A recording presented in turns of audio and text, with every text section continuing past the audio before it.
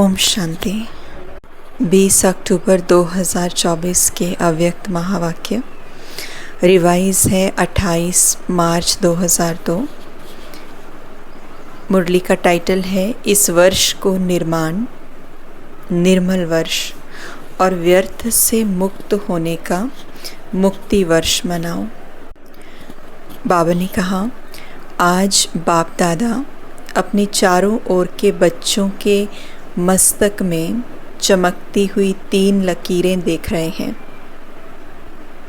एक लकीर है प्रभु पालना की, दूसरी लकीर है श्रेष्ठ पढ़ाई की और तीसरी लकीर है श्रेष्ठ मत की। तो 3 लकीरें कौन कौन सी हैं? एक है प्रभु पालना की, दूसरी लकीर श्रेष्ठ पढ़ाई की और तीसरी लकीर श्रेष्ठ मत की। तीनों ही लकीर चमक रही है। ये तीनों लकीर सर्व के भाग्य की लकीरें हैं। आप सभी भी अपनी तीनों लकीरें देख रहे हो ना? तो 3 लकीरें, एक प्रभु पालना की लकीर, दूसरी श्रेष्ठ पढ़ाई की लकीर और तीसरी श्रेष्ठ मत की लकीर। तो बाबा ने कहा ये तीनों लकीरें जो हैं सर्व के भाग्य की लकीरें हैं। तो आप बच्चे भी ये लकीरें देख रहे हो ना? प्रभु पालना का भाग्य सिवाय आप ब्राह्मणों के और किसी को भी प्राप्त नहीं होता है। परमात्म पालना, जिस पालना से कितने श्रेष्ठ पूजनीय बन जाते हो। कभी स्वप्न में भी ऐसा सोचा था कि मुझ आत्मा को परमात्म पढ़ाई का अधिकार प्राप्त होना है, लेकिन अभी साकार में अनुभव कर रहे हो। स्वयं सतगुरु अमृत वेले से रात तक हर कर्म की श्रेष्ठ मत दे, कर्म बंधन के परिवर्तन में, कर्म संबंध में आने की श्रीमत देने के निमित्त बनाएंगे। ये स्वप्न में भी नहीं था। तो जैसे पहली लकीर बाबा ने बताई परमात्म पालना की, तो परमात्म पालना क्या है कि बाबा कहते उसके अंतर्गत आप आत्माएं परमात्म पालना की वजह से श्रेष्ठ पूजनीय आत्मा बन जाते हो। तो ऐसा कभी आपने स्वप्न में नहीं सोचा होगा। दूसरा बाबा ने कहा परमात्म पढ़ाई की लकीर, तो ये परमात्मा ही तुमको आकर पढ़ाई पढ़ाएंगे। तो बाबा ने कहा ऐसा सोचा था कभी कि ये अधिकार भी मिलेगा, लेकिन अभी तुम साकार में उससे पढ़ाई पढ़ रहे हो। हाँ, फिर उसके बाद बाबा ने कहा कि जो श्रेष्ठ मत है वो परमात्मा अमृत वेले से लेकर के रात तक का जो भी कर्म है उसके लिए श्रेष्ठ मत मिली हुई है।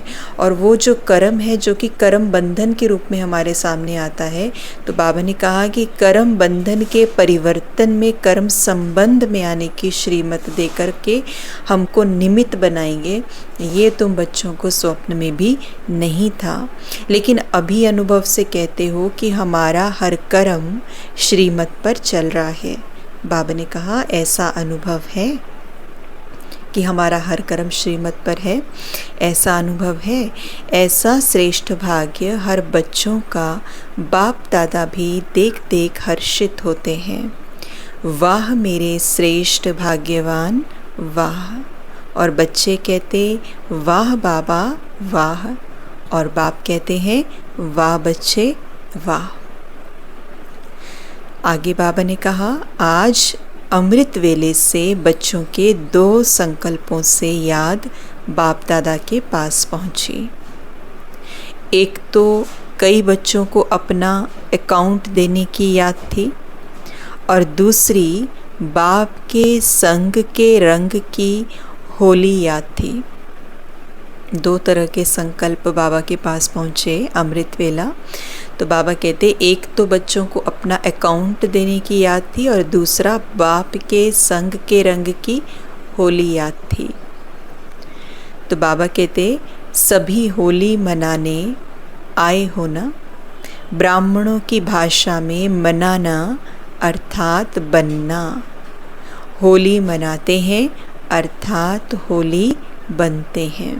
तो चाहे जो भी फेस्टिवल आता है अभी होली का त्यौहार रहा होगा, तो लेकिन जो भी फेस्टिवल आता है तो एक दुनियावी रूप से जब हम फेस्टिवल मनाते थे और जब ज्ञान की रीति से ज्ञान में आने के बाद फेस्टिवल मनाते हैं तो उसमें बहुत फ़र्क रहता है, कॉन्शियसनेस बदल जाती है। जब हम दुनिया में रहते थे, ज्ञान नहीं था, तो हम सिर्फ उसको मनाते थे, उसके पीछे का भाव नहीं पता था। ज्ञान में आने के बाद हमें समझ में आता है कि हर एक त्यौहार का, हर एक रीति रिवाज का रहस्य क्या है, आध्यात्मिक रहस्य क्या है, स्पिरिचुअल सिग्निफिकेंस क्या है। फिर हम उस एसेंस को पकड़ करके उसको अपने जीवन में धारण करते हैं, खुद वैसा बनने की कोशिश करते हैं, वैसा संकल्प लेते हैं और बनते हैं, है ना, या उस तरीके का पुरुषार्थ करते हैं। तो बाबा कहते कि आप मनाने आए हो, लेकिन ब्राह्मणों की भाषा में कोई भी चीज़ को मनाना या सेलिब्रेट करने का मतलब क्या है कि बनना, वैसा बनना है। होली मनाते हैं अर्थात होली बनते हैं। बाप दादा देख रहे थे ब्राह्मण बच्चों का होलीएस्ट बनना कितना सर्व से न्यारा और प्यारा है। वैसे द्वापर के आदि की महान आत्माएं और समय प्रति समय आए हुए धर्म पिताएं भी पवित्र और होली बने हैं, लेकिन आपकी पवित्रता सबसे श्रेष्ठ भी है, न्यारी भी है। कोई भी सारे कल्प में चाहे महात्मा है, चाहे धर्मात्मा है, चाहे धर्म पिता है, लेकिन आपकी आत्मा भी पवित्र, शरीर भी पवित्र, प्रकृति भी सतो प्रधान पवित्र, ऐसा होलीएस्ट कोई ना बना है, न बन सकता है। अपना भविष्य स्वरूप सामने लाओ। तो जो भी आत्मा द्वापर के बाद आई, तो बाबा कहते उनकी पवित्रता में और आपकी पवित्रता में बहुत डिफरेंस है। इवन इफ़ दे आर कि कोई वो सेंट है, महात्मा है, धर्मात्मा, धर्म पिता है, लेकिन बाबा कहते हैं आपकी पवित्रता का लेवल अलग है, उनका लेवल अलग है। क्योंकि जब वो आत्माएं आई द्वापर में तो वातावरण के अंदर पवित्रता नहीं थी, धीरे धीरे अपवित्रता की तरफ बढ़ रहे थे। लेकिन जब हम थे तो आत्मा भी पवित्र, शरीर भी पवित्र, और द्वापर में तो जन्म भी कैसे मिला, विकार से। लेकिन बाबा कहते तुम बच्चों ने आत्मा भी पवित्र इस स्थिति को अनुभव किया, शरीर भी पवित्र और प्रकृति भी सतो प्रधान। तो ऐसा होलीएस्ट कोई नहीं बना है जिसने इन तीनों स्थितियों को पवित्रता के अंदर जिया है। तो बाबा ने कहा अपना भविष्य स्वरूप सामने लाओ। सबके सामने अपना भविष्य रूप आया, या पता ही नहीं है कि बनूंगा या नहीं बनूंगा, क्या बनूंगा। कुछ भी बनेंगे लेकिन होंगे तो पवित्र ना। बाबा कहते सतयुग में जब आप आत्माएं जाएंगी तो चाहे पोजीशन कुछ भी होगी, लेकिन आप बनेंगे तो पवित्र ही ना। शरीर भी पवित्र, आत्मा भी पवित्र और प्रकृति भी पवित्र, पावन, सुखदाई। निश्चय की कलम से अपना भविष्य चित्र सामने ला सकते हैं। निश्चय है ना, टीचर्स को निश्चय है। अच्छा, 1 सेकंड में अपना भविष्य चित्र सामने ला सकते हो। चलो, श्री कृष्ण नहीं बनेंगे लेकिन साथी तो बनेंगे ना। कितना प्यारा लगता है। आर्टिस्ट बनना आता है या नहीं आता है, बस सामने देखो। माना अपने भविष्य स्वरूप को याद करो। बाबा ने कहा ये भी छोड़ दो अभी, फॉर द टाइम बीइंग, कौन सी पोजीशन मिलेगी, लेकिन जस्ट याद करो कि आत्मा भी पवित्र, शरीर भी पवित्र, प्रकृति भी पवित्र। अभी साधारण हो, कल यानी आने वाली दुनिया, कल ये पवित्र शरीरधारी बनना ही है। पांडव क्या समझते हो, पक्का है ना, शक तो नहीं है, पता नहीं बनेंगे या नहीं बनेंगे, शक है नहीं है ना, पक्का है। जब राजयोगी हैं तो राज्य अधिकारी बनना ही है। बाप दादा कई बार याद दिलाते हैं कि बाप आपके लिए सौगात लाए हैं। तो सौगात क्या लाए हैं, सुनहरी दुनिया, सतो प्रधान दुनिया की सौगात लाए हैं। तो निश्चय है, निश्चय की निशानी है रूहानी नशा। जितना अपने राज्य के समीप आ रहे हो, घर के भी समीप आ रहे हो और अपने राज्य की समीप आ रहे हो, तो बार बार अपने स्वीट होम और अपने स्वीट राज्य की स्मृति स्पष्ट आनी चाहिए। ये समीप आने की निशानी है। अपना घर और अपना राज्य ऐसे ही स्पष्ट स्मृति में आए, तीसरे नेत्र द्वारा स्पष्ट दिखाई दे, अनुभव हो। आज ये, कल ये, कितनी बार पाठ पूरा कर अपने घर और अपने राज्य में गए हो, याद आता है ना। और अब फिर से जाना है। बाप दादा ने सभी की वर्तमान समय की रिज़ल्ट देखी, चाहे डबल फॉरेनर्स, चाहे भारतवासी, सभी बच्चों की रिज़ल्ट में देखा कि वर्तमान समय अलबेलेपन के बहुत नए नए प्रकार बच्चों में हैं। अनेक प्रकार का अलबेलापन है। मन ही मन में सोच लेते हैं सब चलता है। ये कॉमन बात बाबा ने जो सब बच्चों में देखी, बाबा ने कहा कि अलबेलापन, मन ही मन में ये संकल्प आ जाता कि सब चलता है। आजकल का सब बातों में ये विशेष स्लोगन है, सब चलता है। ये अलबेलापन है। साथ में थोड़ा थोड़ा भिन्न भिन्न प्रकार का पुरुषार्थ व स्व परिवर्तन में अलबेलेपन के साथ कुछ % में आलस्य भी है। हो जाएगा, कर लेंगे। बाप दादा ने नए नए प्रकार की अलबेलेपन की बातें देखी हैं। इसलिए अपना सच्ची दिल से अलबेले रूप से नहीं, अकाउंट ज़रूर रखो। तो बाबा ने कहा कि बाबा ने अलबेलेपन की बातें देखी। बच्चे ये कहते हैं सब चलता है, फिर पुरुषार्थ तो बीच बीच में करते हैं, खुद के ऊपर ध्यान भी देते हैं, लेकिन फिर आलस में आ जाते हैं। कोई बात नहीं, कर लेंगे, हो जाएगा। तो आलस और अलबेलापन, आज बाबा ने इस पर कहा। तो बाबा कहते हैं कि नई नई प्रकार की बाप ने अलबेलेपन की बातें देखी हैं, लेकिन अपना सच्चे दिल से, अलबेलेपन से और आलस्य से नहीं, लेकिन सच्ची दिल से अपना अकाउंट रखो। यानी अपना चार्ट रखो, अपने जो कर्म हैं उनको थोड़ा सा ध्यान में लाओ। थॉट्स जो हैं, बोल जो हैं, दिनचर्या जो है, जो भी हमारा एक अकाउंट चार्ट रहता है, तो उसको हम उसमें सच्चे हो, अलबेले नहीं, आलस ना हो उसमें। तो बाप दादा आज रिज़ल्ट सुना रहे हैं। सुनाए ना कि नहीं, सिर्फ प्यार करें। बाबा कहते रिज़ल्ट सुनाओ या सिर्फ प्यार करो। पूछा, ये भी प्यार है। हर एक से बाप दादा का इतना प्यार है कि सभी बच्चे ब्रह्मा बाप के साथ साथ अपने घर में चलें, पीछे पीछे नहीं आए, साथी बनकर चलें। तो समान तो बनना पड़े ना। बिना समानता के साथी बनकर नहीं चल सकेंगे। और फिर अपने राज्य का पहला जन्म तो पहला ही होगा ना। अगर दूसरे तीसरे जन्म में आ भी गए, अच्छा राजा बन भी गए, लेकिन कहेंगे तो दूसरा तीसरा ना। साथ चलें और ब्रह्मा बाप के साथ पहले जन्म के अधिकारी बने। ये है नंबर 1 पास विद ऑनर वाले।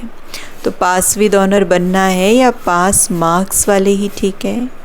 कभी भी ये नहीं सोचना कि जो हम कर रहे हैं, जो हो रहा है, वो बाप दादा नहीं देखते हैं। इसमें कभी अलबेले नहीं होना। अगर कोई भी बच्चा अपने दिल का चार्ट पूछे तो बाप दादा बता सकते हैं, लेकिन अभी बताना नहीं है। बाप दादा हर एक महारथी, घोड़े सवार सबका चार्ट देख रहे हैं। कई बार तो बाप दादा को बहुत तरस आता है, हैं कौन और करते क्या हैं। कई बार तो बाप दादा को बहुत तरस आता है, हैं कौन और करते क्या हैं। लेकिन जैसे ब्रह्मा बाप कहते थे ना, याद है क्या कहते थे, गुड़ जाने गुड़ की गोथरी जाने, शिव बाबा जाने और ब्रह्मा बाबा जाने, क्योंकि बाप दादा को तरस बहुत पड़ता है। लेकिन ऐसे बच्चे बाप दादा के रहम के संकल्प को टच नहीं कर सकते, कैच नहीं कर सकते। इसलिए बाप दादा ने कहा भिन्न भिन्न प्रकार का रॉयल अलबेलापन बाप देखते हैं। आज बाप दादा कह ही देते हैं कि तरस बहुत पड़ता है। कई बच्चे ऐसे समझते हैं कि सतयुग में तो पता ही नहीं पड़ेगा कौन क्या था, अभी तो मौज मना लो, अभी जो कुछ करना है कर लो, कोई रोकने वाला नहीं, कोई देखने वाला नहीं। लेकिन ये गलत है। सिर्फ बाप दादा नाम नहीं सुनाते, नाम सुनाएं तो कल ठीक हो जाएं। तो समझा क्या करना है? पांडव समझा कि नहीं समझा? चल जाएगा? चलेगा नहीं, क्योंकि बाप दादा के पास हर एक की हर दिन की रिपोर्ट आती है। बाप दादा आपस में भी रूरिहान करते हैं। तो बाप दादा सभी बच्चों को फिर से इशारा दे रहे हैं कि समय सब प्रकार से अति में जा रहा है। माया भी अपना अति का पाठ बजा रही है, प्रकृति भी अपना अति का पाठ बजा रही है। ऐसे समय पर ब्राह्मण बच्चों का अपने तरफ अटेंशन भी अति अर्थात मन वचन कर्म में अति में चाहिए। तो बाबा कहते जिस तरीके का समय बच्चों के सामने आ रहा है उस हिसाब से बच्चों का अटेंशन भी अति में चाहिए, मन वचन कर्म पर, साधारण पुरुषार्थ नहीं। वैसे बाप दादा ने देखा कि सेवा से लगन अच्छी है, सेवा के लिए एवर रेडी हैं, चांस मिले तो प्यार से सेवा के लिए एवर रेडी हैं। लेकिन अभी सेवा में एडिशन करो, वाणी के साथ साथ मन सा, अपनी आत्मा को विशेष कोई न कोई प्राप्ति के स्वरूप में स्थित कर वाणी से सेवा करो। मानो भाषण कर रहे हो तो कोई वाणी से तो अच्छा भाषण करते ही हो, लेकिन उस समय अपने आत्मिक स्थिति में विशेष, चाहे शक्ति की, चाहे शांति की, चाहे परमात्मा प्यार की, कोई ना कोई विशेष अनुभूति की स्थिति में स्थित रहकर मनसा द्वारा आत्मिक स्थिति का प्रभाव वायुमंडल में फैलाओ और वाणी से साथ साथ संदेश दो। कहने का भाव ये है, जब हम स्थूल सेवाओं में जाते हैं, जब हम भाषण करते हैं, किसी को परिचय देते हैं, तो उस समय पर जब वाणी से सेवा कर रहे होते हैं तो मन की स्थिति कुछ और हो जाती है। वी कैन अफोर्ड इट कि हम कुछ और बोलें और हम कुछ और सोच रहे हैं अंदर, हम ऐसा कर लेते हैं। तो बाबा कहते हैं कि आपकी स्थिति ही वैसी होनी चाहिए। आपके अंदर के जो भाव हैं, भावनाएं हैं, जो आत्मिक स्थिति में रहने से और परमात्मा की याद में रहने से जो प्राप्तियां हैं, उन प्राप्तियों की अनुभूति में जब आप स्थित होते हो, वेरी इम्पॉर्टेंट, जब हम उन प्राप्तियों की अनुभूति में स्थित होते हैं, और वो कब होंगे? जब हमें खुद को महसूस होगा, जब हमें खुद को रियलाइज़ होगा। अगर हमें खुद को ही रियलाइज़ नहीं है तो हमें वो महसूस ही नहीं होगा, हमारे अंदर वो भाव ही नहीं आएगा। तो इसलिए हमें महसूस होना बहुत ज़रूरी है, उसके लिए अपने ऊपर पुरुषार्थ करना बहुत ज़रूरी है, क्योंकि वो मेरा वे ऑफ थिंकिंग बन जाए, वो मेरा एटीट्यूड बन जाए, वो भावनाएं मेरे अंदर रच बस जाएं, वो प्राप्तियों की मुझे अनुभूति हो, मुझे महसूसता हो। और जब मैं वो चीज़ बोलूं तो वो चीज़ मैं not just for the sake of saying मैं करूं, लेकिन वो चीज़ जो है वो मेरे भावनाओं से कन्वे हो, मेरी बॉडी लैंग्वेज से कन्वे हो, मेरे चेहरे से, मेरे चलन से कन्वे हो। तो इसीलिए बाबा ने कहा कि वायुमंडल से, यानी कि वायुमंडल में वो चीज़ें फैलाओ अपनी स्थिति द्वारा, उसके प्रभाव द्वारा, और वाणी के साथ साथ संदेश दो। वाणी द्वारा संदेश दो, मनसा आत्मिक स्थिति द्वारा अनुभूति कराओ।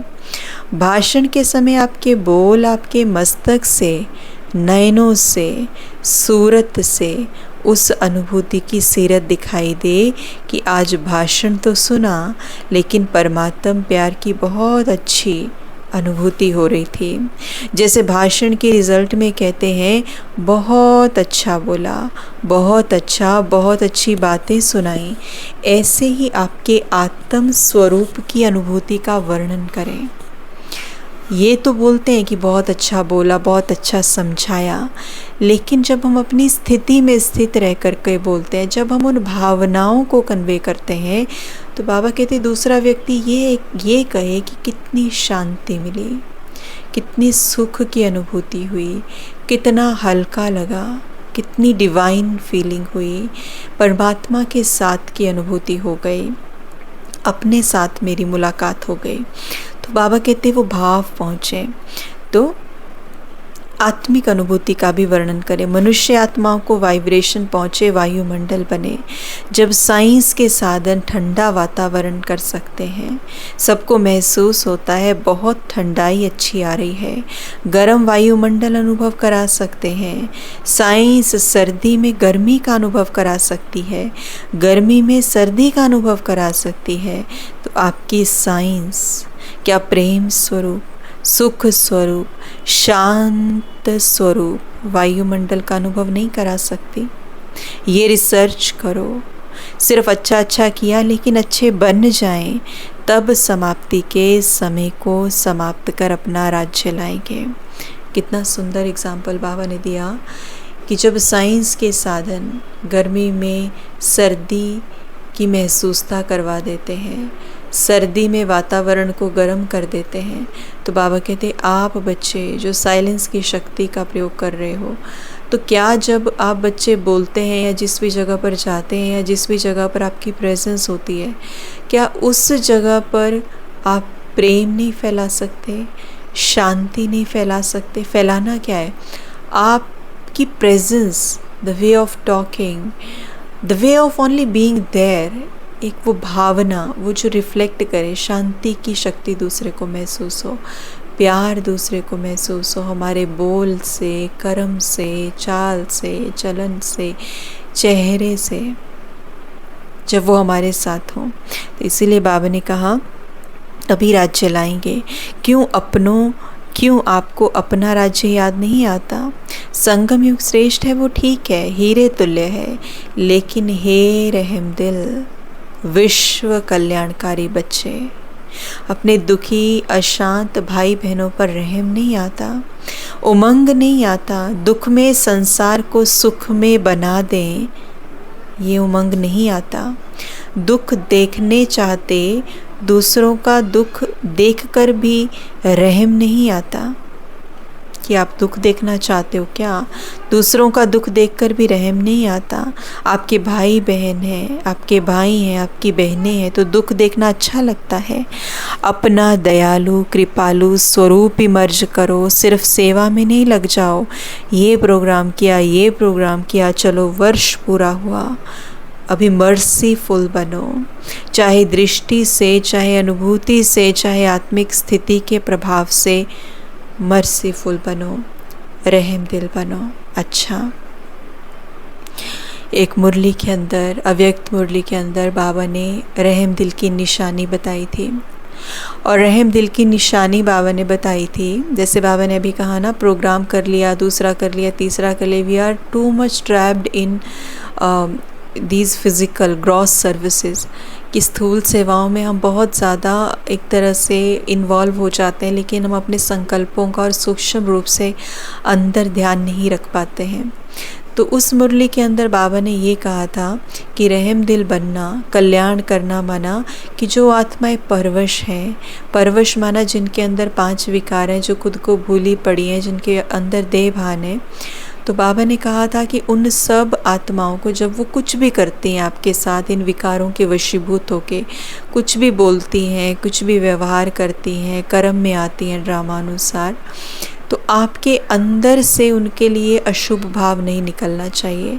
आपका शुभ भाव, आपकी कल्याणकारी वृत्ति, आपका चीज़ों को लेट गो करना, आपका उनको माफ़ कर देना, एक तरह से उनके प्रति एक शुभ भाव, क्योंकि एक जब रिजेक्शन आ जाती है, जब एक हिंड्रेंस आ जाती है, फिर मुश्किल हो जाता है। उनके लिए जो शुभ भाव है उनके प्रति, और जो आपके अपनी स्थिति में स्थित हो जाना है, तो वो उनके लिए एक ट्रिगर है, वो उनके लिए एक डोज है, वो उनके लिए एक मेडिसिन है। तो उसमें बाबा ने कहा था कि जो रहम दिल की भावना है, तो बाबा ने कहा था अगर आप भी उनको वैसे ही ट्रीट करोगे जैसे वो आपको ट्रीट कर रहे हैं, वो तो परवश हैं लेकिन आप तो परवश नहीं हो ना, आपको तो ज्ञान है, आपको तो अनुभूति है कि आप कौन हो।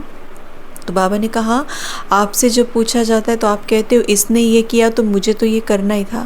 तो बाबा कहते हैं जो रहम दिल होता है वो तब रहम नहीं करेगा जब दूसरी आत्मा परवश है, तो कब रहम करेगा। कहने का भाव ये है कि जब दूसरी आत्मा सब कुछ हमारे अनुसार कर रही है, जब उसके अंदर कोई विकार नहीं है, जब वो परवश नहीं है, बड़े स्मूथली हमसे बात कर रहे हैं, तब तो रहम की ज़रूरत ही नहीं है। लेकिन जब वो आत्मा परवश है, ऐसे ही होता है जब कोई हेल्पलेस होता है तभी हम उसके लिए रहम की भाव रखते हैं, उसको अंडरस्टैंड करने की कोशिश करते हैं। तो बाबा ने भी तब यही कहा मुरली के अंदर उसमें कि वो परवश आत्मा है, इसीलिए तो रहम की आवश्यकता और भी ज़्यादा है, तो रहम दिल बनो। अच्छा, बाप दादा ने एक बात और भी देखी है, सुनाना अच्छा नहीं लगता। कभी कभी कोई बच्चे अच्छे भी दूसरे की बातों में बहुत पड़ते हैं। दूसरों की बातें देखना, दूसरों की बातें वर्णन करना और देखते भी व्यर्थ बातें हैं। विशेषता एक दो की वर्णन करना वो कम है, हर एक की विशेषता देखना, विशेषता का वर्णन करना, उनकी विशेषता द्वारा उनको उमंग उत्साह दिलाना ये कम है। लेकिन व्यर्थ बातें, जिन बातों को बाप दादा कहते कि छोड़ दो, अपनी तो छोड़ने की कोशिश करते लेकिन दूसरे की देखने की आदत है, उसमें टाइम बहुत जाता है। ये हम अपने अंदर तो जो कमज़ोरी है उसको हम ड्रॉप करने की कोशिश करते हैं, लेकिन बाबा कहते हैं अभी भी कमी देखने में आ रही है कि दूसरों की विशेषताओं को नहीं फट से पकड़ते हैं, लेकिन दूसरों की कमी कमज़ोरी को एकदम से देख लेते हैं। तो इससे समय व्यर्थ जाता है, उसमें टाइम बहुत जाता है। बाप दादा एक विशेष श्रीमत दे रहे हैं, है कॉमन बात लेकिन टाइम बहुत वेस्ट जाता है। बोल में निर्माण बनो, बोल में निर्माण बनो, हम्बल बनो, ह्यूमिलिटी होनी चाहिए, निर्माण बनो, ईगोलेसनेस होनी चाहिए बोल में निर्माणता कम नहीं होनी चाहिए।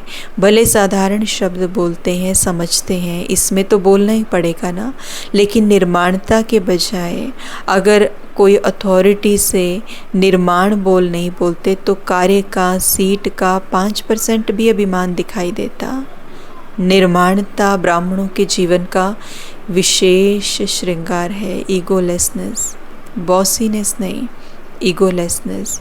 तो ये श्रेष्ठ श्रृंगार है। निर्माणता मन में, वाणी में, बोल में, संबंध संपर्क में हो।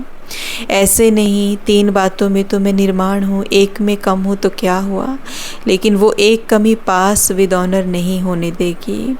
निर्माणता ही महानता है, झुकना नहीं है, झुकाना है। यानी निर्माणता का जो गुण है उसका मतलब ये नहीं है कि हम झुक रहे हैं। समटाइम्स वी से कि अगर मैं अपनी अथॉरिटी का इस तरीके से बॉसीनेस से यूज़ नहीं करूं तो हम कहते हैं वो तो हमारे सर पे ही बैठ जाएंगे।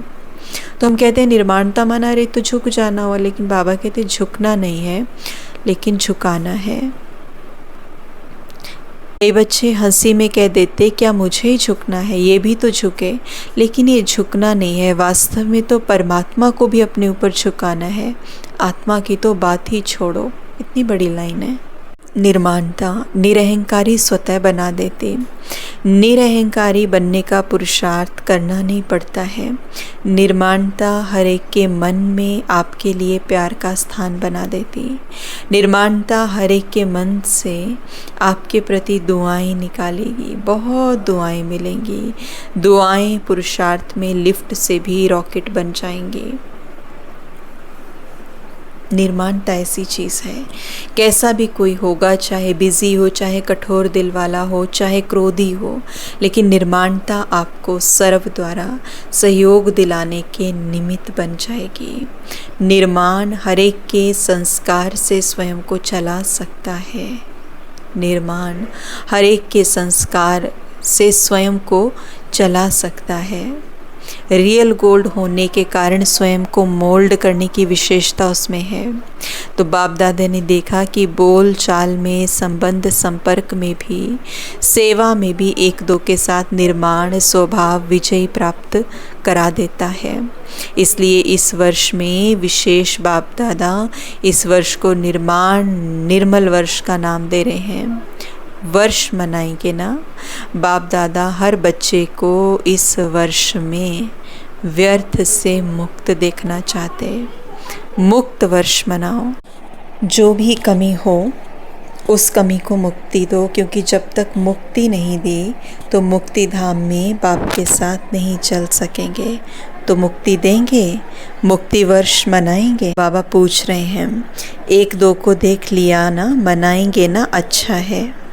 अगर मुक्ति वर्ष मनाया तो बाप दादा ज़ोहरातों से जड़ी हुई थालियों में बहुत बहुत मुबारक, ग्रीटिंग्स, बधाइयाँ देंगे।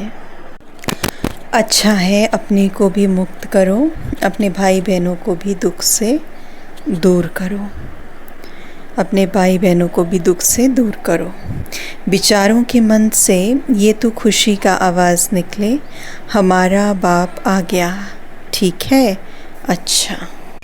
चारों ओर के सर्व होलिएस्ट आत्माओं को, सदा निर्माण करने वाले बाप दादा के समीप आत्माओं को, सदा अपने पुरुषार्थ की विधि को फास्ट तीव्र कर संपन्न बनने वाले स्नेही आत्माओं को, सदा अपने बचत का खाता बढ़ाने वाले तीव्र पुरुषार्थी, तीव्र बुद्धि वाले बच्चों को विशाल बुद्धि की मुबारक याद प्यार के साथ सभी बच्चों को नमस्ते।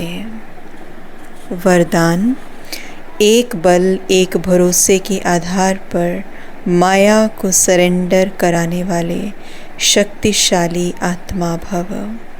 एक बल एक भरोसे के आधार पर माया को सरेंडर कराने वाले शक्तिशाली आत्मा भव। शक्तिशाली आत्मा बनने का वरदान आज मिला। एक बल एक भरोसा अर्थात सदा शक्तिशाली। जहाँ एक बल एक भरोसा है वहाँ कोई हिला नहीं सकता। उनके आगे माया मूर्छित हो जाती है, सरेंडर हो जाती है। माया सरेंडर हो गई तो सदा विजयी है। तो यही नशा रहे कि विजय हमारा जन्म सिद्ध अधिकार है। ये अधिकार कोई छीन नहीं सकता। दिल में ये स्मृति इमर्ज रहे कि हम ही कल्प कल्प की शक्तियाँ और पांडव विजयी बने थे और फिर बनेंगे। स्लोगन, नई दुनिया की स्मृति से सर्व गुणों का आह्वान करो और तीव्र गति से आगे बढ़ो। नई दुनिया की स्मृति से सर्व गुणों का आह्वान करो और तीव्र गति से आगे बढ़ो। ओम शांति।